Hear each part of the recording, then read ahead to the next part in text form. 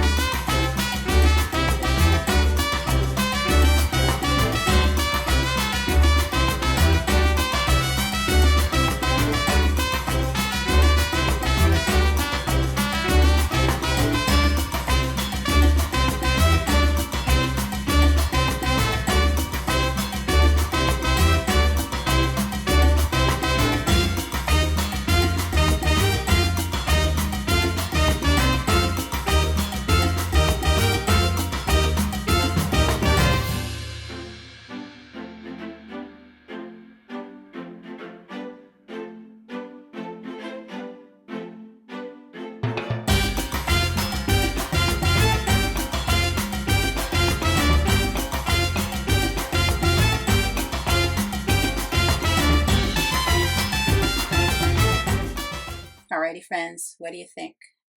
There's my very amateur watercoloring all done. And I did run this through my die cutting machine with a rectangle stitched die I have in my stash to try and flatten it out just a little bit. It helped some, but to help it a little more, I am going to add some foam tape to the back. So let's do that, because that'll kind of help flatten it out as I place it on my card base. Now this die did trim it slightly smaller than A2 size, which I'm okay with, because then I'll have kind of a matte layer showing between my watercolored panel and my card base.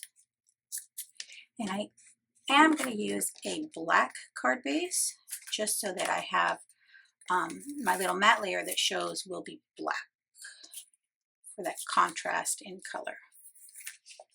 All right, I think that helps a little more. So let's attach this to our card base, and I think we'll be done after that. And I am going to add some liquid glue to the foam tape just so I have a little bit of wiggle room as I place this on my card base,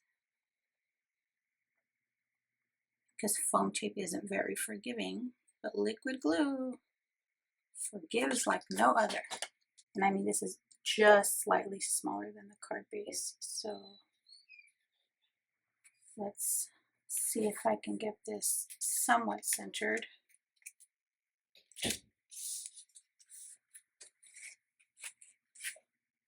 And I'll flip it this way so I don't get it dirty with my glued hands.